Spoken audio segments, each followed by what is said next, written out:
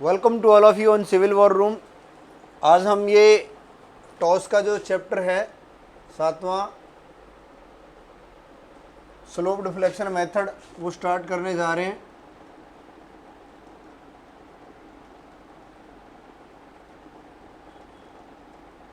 सबसे पहले इसके जो क्वेश्चन हैं गुप्ता एंड गुप्ता टॉस के अंदर इसके क्वेश्चन दे रखे हैं।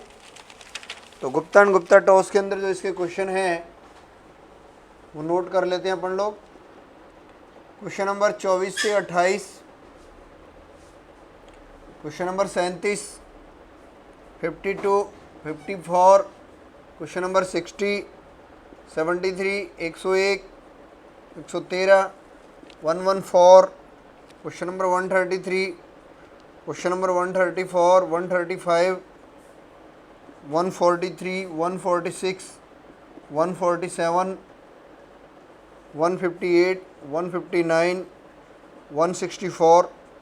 ये वाले जो क्वेश्चन है गुप्ता एंड गुप्ता टॉस के अंदर ये आपके स्लोप डिफ्लेक्शन मेथड के क्वेश्चन हैं जो कि आपकी कंटिन्यूस बीम और पोर्टल फ्रेम को एनालिसिस करने के लिए मेथड काम में ली जाती है।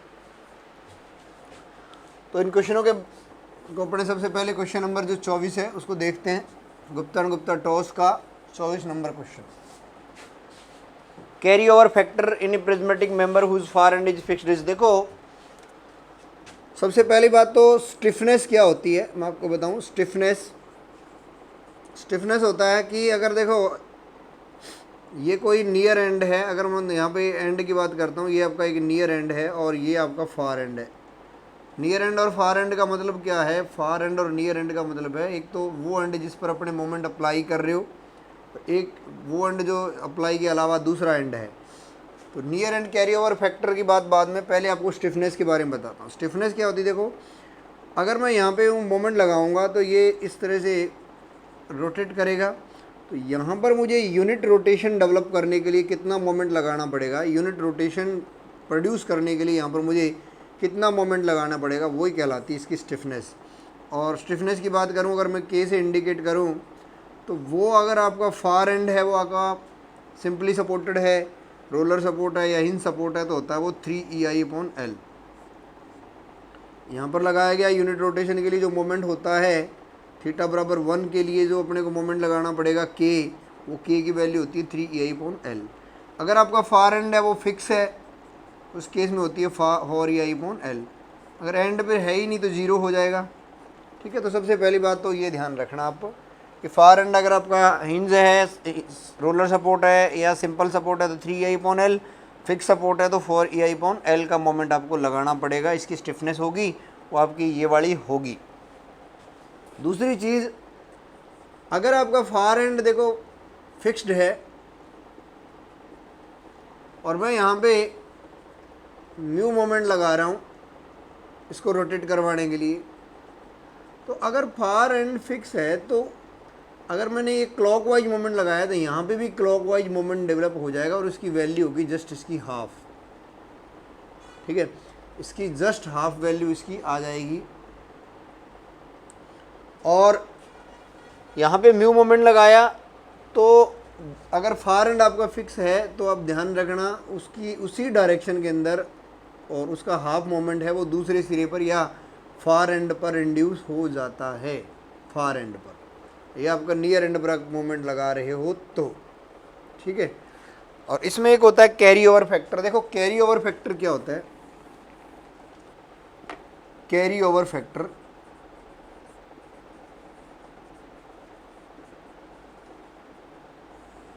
आपका जो इंड्यूस्ड मोमेंट होता है, induced moment at far and divide by applied moment, उसको कैरी ओवर फैक्टर बोलते हैं। तो यहाँ पे मोमेंट जो इंड्यूस हुआ है वो μ/2 हुआ है और अप्लाइड किया आपने म्यू, तो 1/2 इसका कैरी ओवर फैक्टर होगा। मतलब आप 1/2 से मल्टीप्लाई करोगे तो आपका फार एंड पर जो इंड्यूस मोमेंट है वो आ जाता है। कैरी ओवर फैक्टर का मतलब मैं किससे गुणा करूँ कि ये वाला मोमेंट है वो आ जाए, तो 1/2 होता है। तो कैरी ओवर फैक्टर की बात करो, अगर आपका फार एंड है वो आपका फिक्स है तो आपका कैरी ओवर फैक्टर 1/2 हो जाएगा।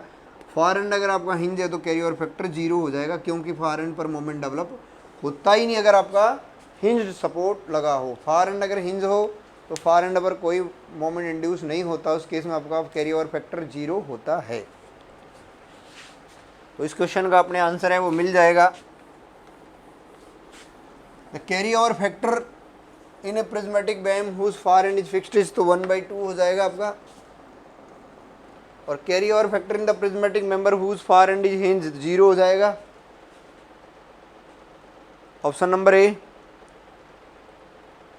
Moment required to the rotate the near end of prismatic beam through a unit angle without translation. The far end being simply supported is given by, अगर far and आपका simply supported है तो 3EI/L का moment अपने को लगाना पड़ेगा।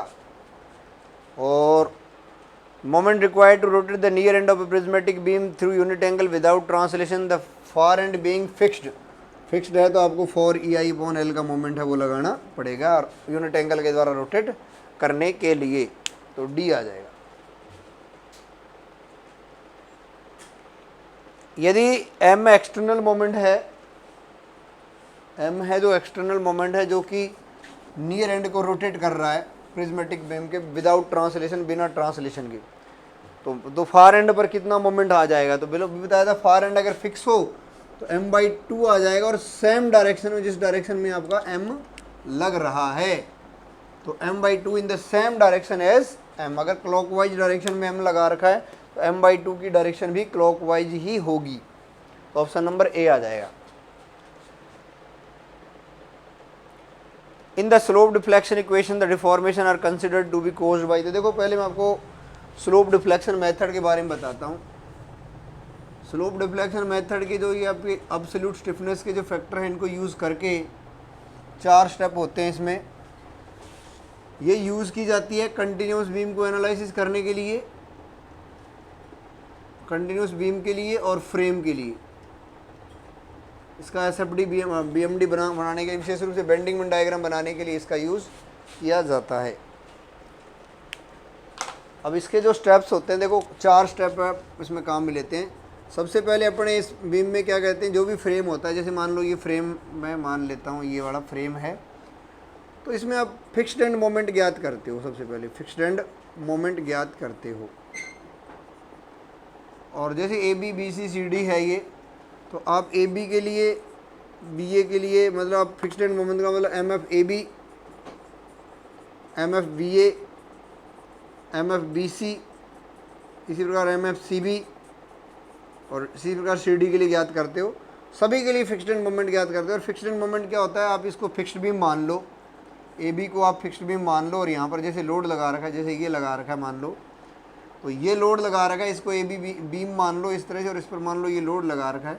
इस केस में यहाँ पे फिक्स्ड एंड मोमेंट आते हैं, वो कितने आते हैं, तो मैंने जैसे इसके लिए बताया था WAB²/L²।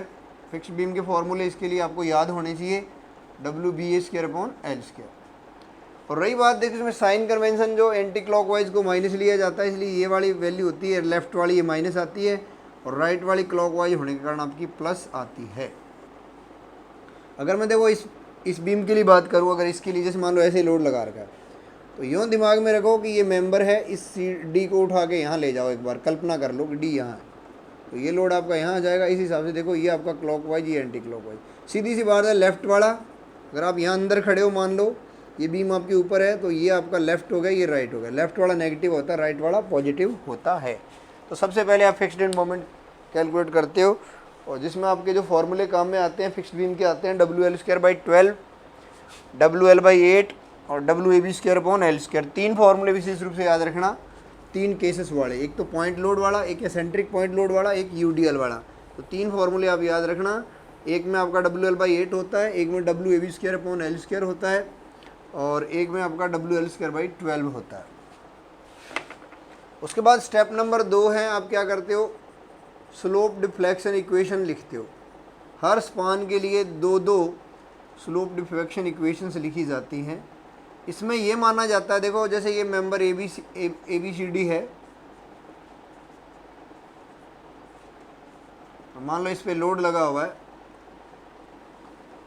तो इस पे स्लोप डिफ्लेक्शन इक्वेशंस किस तरह से लिखी जाती हैं। हर स्पान ए बी के लिए, बी सी के लिए, सी डी के लिए 2 समीकरण लिखी जाती है। एक तो एम ए बी लिखोगे और एक एम बी ए के लिए लिखोगे। वो कैसे लिखी जाती है, देखो मैं आपको बताता हूँ। 2EI/L 2EI/L, L इसकी लेंथ हो गई, E modulus of velocity, I moment of inertia, और L इसकी length, 2 theta A rotation of this point plus theta B rotation of this point, इस दिस जॉइंट कितने एंगल के द्वारा रोटेट कर गया, -3 डेल्टा बाई एल, मतलब ए के सापेक्ष बी का क्लॉकवाइज कितना सेटलमेंट हो गया। मतलब देखो ये बिंदु चल के यहाँ आ गया मान लो, तो ये मेंबर कौन सी डायरेक्शन में रोटेट हो रहा है, क्लॉकवाइज में हो रहा है, तो क्लॉकवाइज रोटेशन है ए और बी का एक दूसरे के सापेक्ष रिलेटिव सेटलमेंट है वो डेल्टा है, प्लस MF/AB। तो ये आपकी स्लोप डिफ्लेक्शन इक्वेशन होती है, और ये फिक्स्ड एंड मोमेंट अपने ऑलरेडी स्टेप नंबर 1 में कैलकुलेटेड किए होते हैं। तो यहाँ पे देखो ये माना जाता है कि आपकी जो ये स्लोप आ रहा है, ये वाला ए का रोटेशन, बी का रोटेशन और सेटलमेंट, या डिफ्लेक्शन आ रहा है, तो इसकी उत्पत्ति का कारण केवल बेंडिंग मोमेंट को माना जाता है, शियर फोर्स को नहीं माना जाता। स्लोप डिफ्लेक्शन मेथड में स्लोप डिफ्लेक्शन इक्वेशन जो लिखी हुई इसमें ये माना जाता है कि इस थीटा और डेल्टा की उत्पत्ति का कारण आपका बेंडिंग मोमेंट होता है, ठीक है। इसी प्रकार अगर आप BA के लिए लिखोगे MBA, तो MBA के लिए हो जाएगा 2EI/L 2 theta B plus theta A -3 delta by L plus MF/BA, ये हो जाएगा। थीटा ए की वैल्यू अगर बाहर का सपोर्ट आपका फिक्स हो तो इसकी वैल्यू होती है वो थीटा बराबर 0 होता है। सिर्फ बाहर के सपोर्ट के लिए थीटा बराबर 0 होगा, यदि आपका सपोर्ट कैसा हो, फिक्स्ड हो, तो वैल्यू रखते टाइम ये ध्यान रखना। और बाहर का सपोर्ट अगर आप हिंज्ड हो तो वहाँ का बेंडिंग मोमेंट होता है वो 0 होता है। MAB की वैल्यू 0 हो जाएगी अगर आप यहाँ पे हिंज सपोर्ट होता तो, ठीक है। इस MAB की वैल्यू यहाँ के आ जाएगी 0 आ जाएगी। तो स्टेप नंबर 2 अपने इस तरह से लिखा जाता है। उसके बाद क्या करते हैं, आपने MAB, MBA, MBC, MBC सबके लिए अपने कैलकुलेट कर लिया। उसके बाद स्टेप नंबर 3 के अंदर अपने इक्विलिब्रियम इक्वेशन लिखी जाती है। तो जैसे ये एक फ्रेम है, मान लो इस फ्रेम पे जैसे ABCD है, तो जो आपके इंटरमीडिएट जॉइंट होते हैं ना, उसके लिए इक्वेशन लिखी जाती है। जैसे मेरे को C के लिए लिखनी है, तो जॉइंट C के लिए इक्विलिब्रियम इक्वेशन किस तरह से लिखी जाती है मैं आपको बता दूँ। देखो C से B की तरफ MCB, C से A की तरफ MCE, C से D की तरफ MCD बराबर 0। तो ईजिली आप इक्वेशन है इस तरह से लिख सकते हो, और इनकी वैल्यू आपने ऑलरेडी पहले स्टेप नंबर 2 में ज्ञात कर रखी है, थीटा के पदों में और डेल्टा के पदों में, ठीक है। थीटा और डेल्टा के पदों में आपने इसकी इक्वेशन है वो लिख रखी होती है पहले से। तो इन समीकरणों को जब आप हल कर लेते हो तो थीटा डेल्टा की वैल्यू है वो आ जाती है, और उन वैल्यू को आप स्टेप नंबर 2 की जो स्लोप डिफ्लेक्शन इक्वेशन उनमें रखते हो, तो आपके जो फाइनल मोमेंट हैं वो ज्ञात हो जाते हैं। फाइनल मोमेंट है वो ज्ञात हो जाते हैं। आप थीटा की और डेल्टा की वैल्यू इन समीकरणों को हल करके ज्ञात करोगे, और स्टेप नंबर जो 2 के अंदर समीकरण दे रही हैं उनके अंदर ये वैल्यू रखोगे, तो आपके फाइनल मोमेंट की वैल्यूज है वो आ जाती है। ये प्रोसेस आपकी चलती है जनरली, ठीक है। तो बाकी और कुछ छोटा मोटी बात आएगी तो अपने साथ में देख लेंगे क्वेश्चनों के। फिलहाल ये बेसिक मेथड होती है इसके लिए। Slope deflection deformations are considered to be caused by, तो मैंने अभी बताया था कि इसमें बेंडिंग मोमेंट के इसके डिफॉर्मेशन की उत्पत्ति का कारण केवल बेंडिंग मोमेंट को माना जाता है। ऑप्शन नंबर 1 ओनली 1 आ जाएगा। Correct answer is only 1।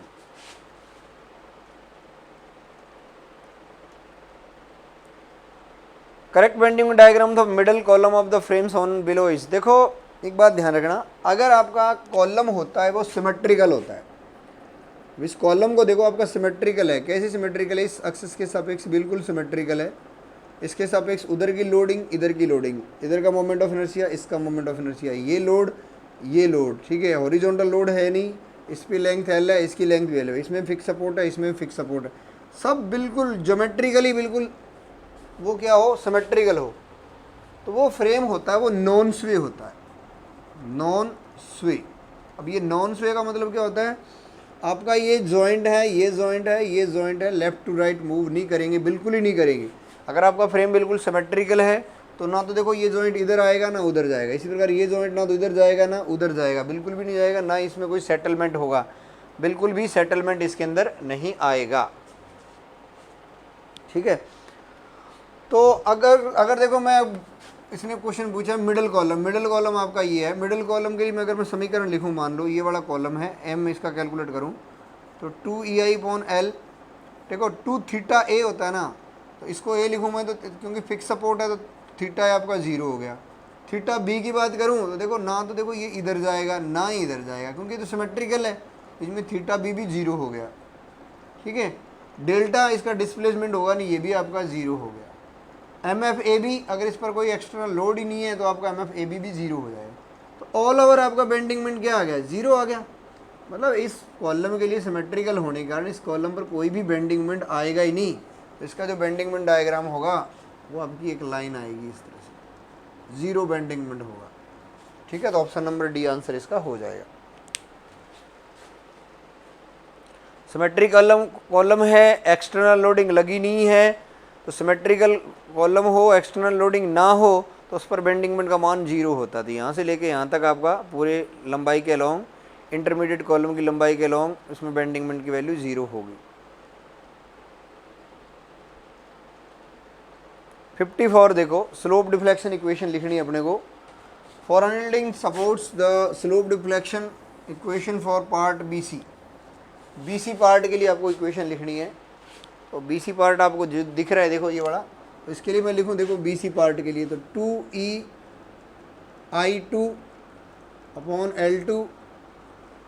2 theta B plus theta C minus 3 delta. देखो डेल्टा कब आता है, डेल्टा देखो कब आता है, अगर डेल्टा की बात करूं तो डेल्टा की समीकरण कंटिन्यूअस बीम में नहीं आएगी, क्योंकि आपका बी और सी एक दूसरे के सापेक्ष रिलेटिवली सेटल नहीं हो रहे हैं, और जब तक बी और सी का एक दूसरे के सापेक्ष रिलेटिव सेटलमेंट नहीं होता तब डेल्टा का टर्म नहीं आता। इसमें डेल्टा की वैल्यू क्या हो जाएगी, 0 हो जाएगी। फ्रेम में ये नॉन स्वे फ्रेम में नहीं आता, स्वे फ्रेम में ही आता है। तो ये अभी आपको बता दूंगा स्वे क्या होता है, नॉन स्वे क्या होता है। तो इसमें आपका डेल्टा का टर्म नहीं आएगा। प्लस MF/BC, ये वाली समीकरण है कि आपकी किसकी हो जाएगी, स्लोप डिफ्लेक्शन इक्वेशन हो जाएगी फ्रेम उसकी। तो ऐसी आपको देख रखी है, देखो ये वाली जो समीकरण आप देख रहे हो ये वाली बिल्कुल ऐसी है सेम। देखो MF/BC पहले लिख दिया, बस इतना सा फर्क है, 2EI/2 ठीक है, L2 डिवाइडेड बाई ये 2 थीटा बी प्लस थीटा सी। तो ये आपकी इक्वेशन हो जाएगी number A.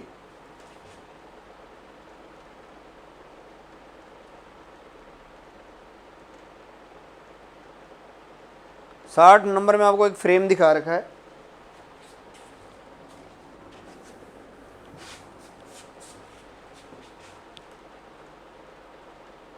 Portal frames on 12.13 will स्वे, नॉन स्वे, नॉट स्वे, स्वे टुवर्ड लेफ्ट, स्वे टुवर्ड राइट, स्वे लेफ्ट टू राइट। देखो इसमें पहली बात तो स्वे और नॉन स्वे क्या होता है। देखो एक बात ध्यान रखना, अगर आपका फ्रेम इस एक्सिस के सापेक्ष बिल्कुल सिमेट्रिकल है तो आप फ्रेम आपका नॉन स्वे होता है। नॉन स्वे का मतलब आपका जॉइंट ये वाला कहीं मूव नहीं करेगा, ये वाला जॉइंट भी इधर उधर लेफ्ट राइट मूव नहीं करेगा, तो नॉन स्वे बोलते हैं। अब आप देख रहे हो अगर सिमेट्री होने के तरीके क्या हैं भाई, आपका लेंथ बराबर है, मोमेंट ऑफ इनर्शिया बराबर है, सपोर्ट कंडीशन एक है, दोनों का सेटलमेंट एक जैसा है, ठीक है, इधर की लोडिंग इधर की लोडिंग सेम है, हॉरिजॉन्टल लोडिंग भी बिल्कुल बराबर है, सब कुछ सेम है, बिल्कुल सिमेट्रिकल होना चाहिए तब नॉन स्वे होगा। अब आप देख रहे हो ये अनसिमेट्रिकल है, अनसिमेट्रिकल फ्रेम है अगर तो वो आपका स्वे बन जाएगा। और एक बात और ध्यान रखना, अब ये क्या होगा, ये जॉइंट होगा इधर उधर स्वे करेगा। अगर मान लो मैं यहाँ पर एक सपोर्ट भी लगा देता हूँ ऐसी, अब देखो ये वाला फ्रेम देखूँ मैं तो ये स्वे फ्रेम है, क्यों, क्योंकि इस पर लोडिंग इधर लगी हुई इधर नहीं लगी। अगर ऐसा बिल्कुल लोड यहाँ पे भी लगा होता तो ये सिमेट्रिकल हो जाता, फिर नॉन स्वे होता। अब लोड नहीं है तो ये स्वे फ्रेम है, ये जॉइंट आपका स्वे करेगा, इधर उधर लेफ्ट राइट मूव करेगा। देखो ये जॉइंट ऊपर नीचे नहीं जाएगा, क्यों नहीं जाएगा, ये सपोर्ट नहीं जाने देगा इधर उधर, ये वाला सपोर्ट इधर उधर नहीं जाने देगा, लेकिन ये जॉइंट इधर उधर लेफ्ट राइट मूव करेगा। अगर मैं यहाँ पे भी सपोर्ट लगा दूँ, अब देखो ये अनसिमेट्रिकल तो है लेकिन फिर भी ये फ्रेम नॉन स्वे है, क्योंकि ये वाला सपोर्ट है, ये इस मेंबर को मूव नहीं करने देगा लेफ्ट राइट भी। सिमेट्रिकल फ्रेम हमेशा ही नॉन स्वे होता है, अनसिमेट्रिकल फ्रेम है वो स्वे भी हो सकता है नॉन स्वे भी हो सकता है, वो निर्भर करता है कि वहाँ पर ऐसा कोई सपोर्ट है वो अवेलेबल है या नहीं। तो इसमें कुछ भी नहीं है तो ये फ्रेम आपका स्वे है। अब इसमें क्वेश्चन में पूछा कि ये स्वे किधर करेगा, तो जिधर देखो लोड होता है ना उस डायरेक्शन में स्वे कर जाता है, ये फ्रेम ऐसे स्वे कर जाएगा। लोड उस साइड में है ज़्यादा, तो आपका फिर ये जॉइंट है चल के यहाँ आ जाएगा। तो वो लेफ़्ट टू राइट स्वे कर रहा है, ये लेफ़्ट टू राइट। स्वे टुवर्ड्स लेफ्ट, स्वे टुवर्ड्स राइट, स्वे टुवर्ड्स राइट आ जाएगा ऑप्शन नंबर सी, राइट की तरफ स्वे कर जाएगा। स्वे का मतलब मूव कर जाना। 73 में लिखा है when a rotation is given at end A of the beam shown in the figure 12.19 the moment produced at end B is, बोल रहा बी पे मुझे कितना मोमेंट लगाना पड़ेगा, the moment produced at end B will be when unit rotation is given at end A. देखो अगर मैं ए पे यूनिट रोटेशन देना चाहता हूँ तो मुझे यहाँ कितना मोमेंट लगाना पड़ेगा, यूनिट रोटेशन पर घुमाने के लिए यहाँ पर मुझे मोमेंट लगाना पड़ेगा 4EI/L का। ठीक है, देखो मैंने आपको बताया था नियर एंड को अगर आप यूनिट एंगल की तरह रोटेट करना चाहते हो तो उसके लिए मुझे मोमेंट लगाना पड़ेगा 4EI/L का, क्योंकि फार एंड आपका क्या है इस केस में फिक्स्ड है। जिस पे मोमेंट लगाया जाता है वो नियर एंड होता है। When a unit rotation is given at end A पे आपको 4EI/L का मोमेंट लगाना पड़ेगा यूनिट रोटेशन देने के लिए। तो moment produce at end B, तो यहाँ पर कितना मोमेंट डेवलप हो जाएगा, बिल्कुल इसका हाफ हो जाता है, जितना यहाँ लगाते हो जस्ट उसका हाफ यहाँ डेवलप हो जाता है। तो T2EI/L, क्योंकि कैरी ओवर फैक्टर कितना होता है इसका 1/2 होता है, तो 2EI/L आ जाएगा ऑप्शन नंबर बी।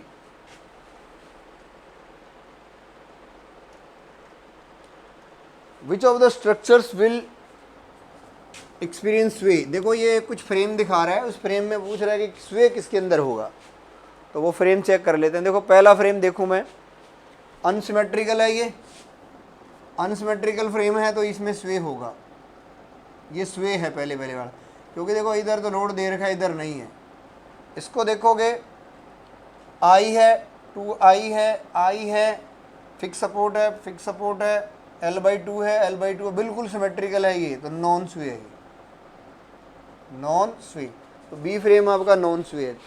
आगे और देखते हैं अपने सी और डी को देखते हैं। सी में देख रहे हो, देखो आप ये लोडिंग आपकी अनसिमेट्रिकल लगा रखी है तो कैसा होगा, ये स्वे होगा। 4 नंबर में देखो आप, 4 नंबर में आपका ये भी आपका नॉन स्वे है। क्यों है नॉन स्वे, रीज़न ये सपोर्ट है, ये हिलने नहीं देगा, ये वाला सपोर्ट है, ये हिलने नहीं देगा लेफ्ट राइट, इस जॉइंट को left right move. Unsymmetrical loading तो है लेकिन ये सपोर्ट अवेलेबल है, ये इसको मूव नहीं करने देगा जॉइंट को। और इस यहाँ का जो सपोर्ट है सी को ना तो ऊपर नीचे जाने देगा, ये सपोर्ट है इसको लेफ्ट राइट आने नहीं देगा। ठीक है, तो डी आपका नॉन स्वे है और सी आपका स्वे है,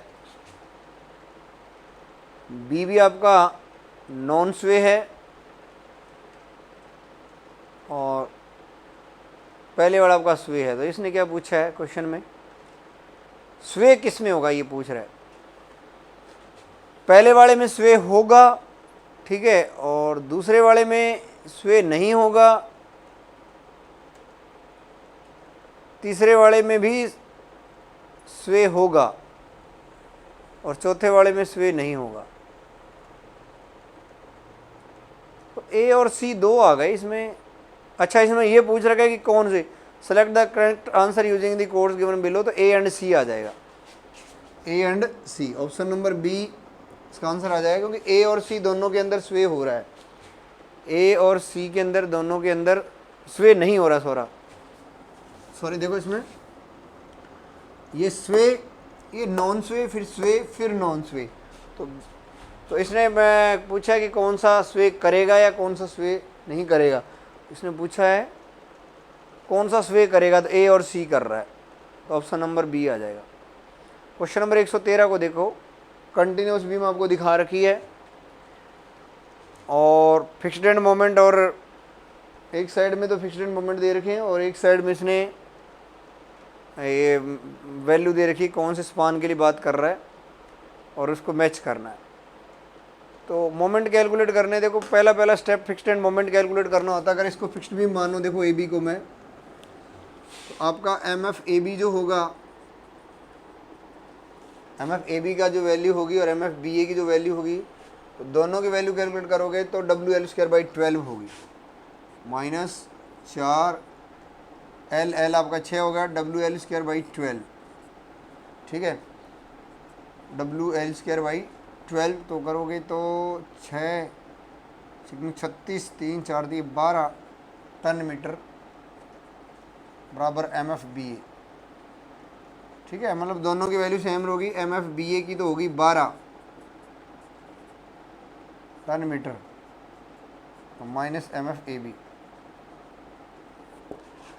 दूसरा अगर अपन बात करें बी सी के लिए, पहले सी डी के लिए याद करते हैं। एम सी डी के लिए एम एफ सी डी की याद करूँ अगर मैं, तो W A B square upon L square का फॉर्मूला लग जाएगा। देखो डब्ल्यू ए बी स्क्वायर, ठीक है, एम एफ बी ए की वैल्यू है जो, वो तो आ गई आपकी -12, एम एफ ए बी की वैल्यू आ जाएगी +12। फिर एम एफ सी डी की कैलकुलेट करूँ अगर मैं, तो डब्ल्यू मतलब 10, डब्ल्यू ए बी स्क्वायर मतलब 3 into A B square upon L square मतलब 9 स्क्वायर, और नेगेटिव होगा लेफ्ट वाला नेगेटिव, राइट वाला पॉजिटिव। तो W A B square upon L square ये फॉर्मूला लगाया तो आपका ये आ गया 60, और 60 है और 9 से 9 कट गया, 60/9, 60/9 मतलब 20/3, 16.67 टन मीटर माइनस का। एम एफ सी डी की वैल्यू, डी सी की वैल्यू कैलकुलेट करोगे तो W B A square upon L square plus का, राइट में प्लस आ जाएगा।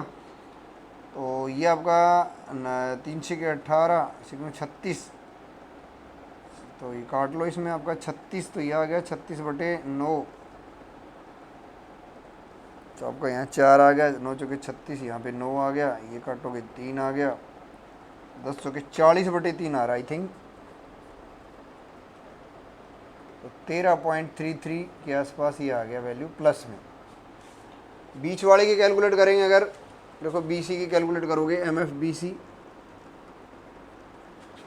तो 3 लोड है, एक तो 4 टन का ये वाला, इसके कारण याद कर लो, फिर इस 4 टन के कारण इसके कारण कर लो, और फिर इसके कारण कर लो, तो काफ़ी लंबा क्वेश्चन हो जाएगा। देखो एम एफ बी सी के लिए कैलकुलेट करोगे तो डब्ल्यू ए बी स्क्वायर,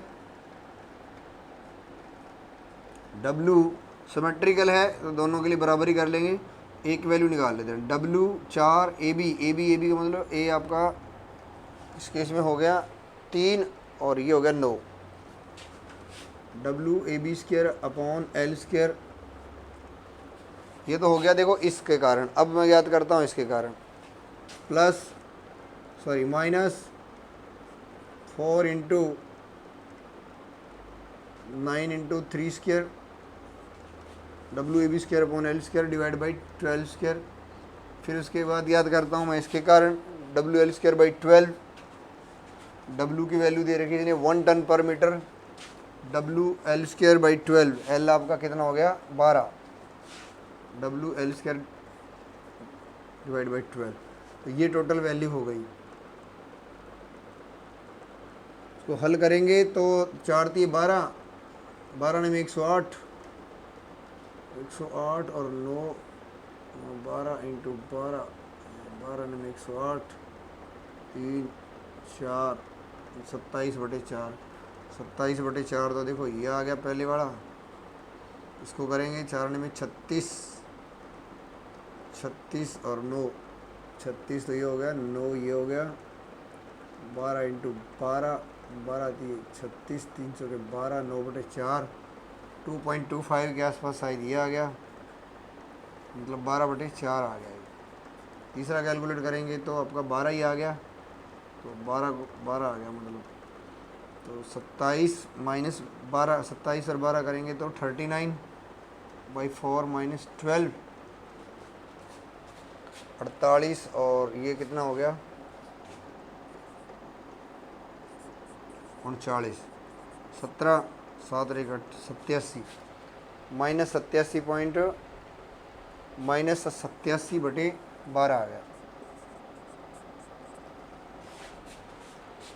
तो देखो काफ़ी, एक बात सीधा सा बता देता हूँ, इसके लिए W A B square upon L square का फॉर्मूला लगा लेना, इसके लिए भी W A B square upon L square का फॉर्मूला लगा लेना, इसके लिए डब्ल्यू एल स्क्वायर बाई 8 का फॉर्मूला लगा, डब्ल्यू एल स्क्वायर बाई 12 का फॉर्मूला लगा लेना। ठीक है, हो सकता है कोई कैलकुलेशन में गलती हो गई, वो चेक कर लेना इसको, तो वैल्यू मेरे पास 87/12 आई है।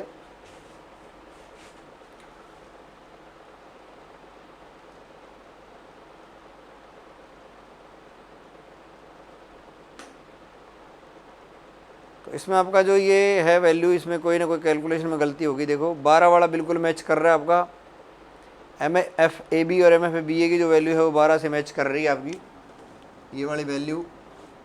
और आपकी CD और DC की है जो 13 वाली CD और DC, देखो पूछ ही इतना रखा है शायद इसने।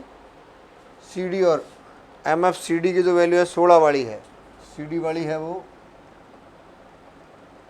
6.67, 6.67 आ गई सर, ठीक है। ये 6.67 20/3 होता है, वो 6.67 होता है। तो CD की आपकी मैच कर रही है ये वाली इससे, और DC की जो वैल्यू कर रही है 13.33 ये वाली इससे। तो उसकी कैलकुलेशन में कहीं ना कहीं गलती होगी, देख लेना आपका। वो आपका 21 आएगा कुल मिला के ये, ठीक है। इसको सॉल्व करेंगे पूरे को तो 21 आ जाएगा। तो इनको मैच करवा लेना, आपका आंसर है वो मिल जाएगा।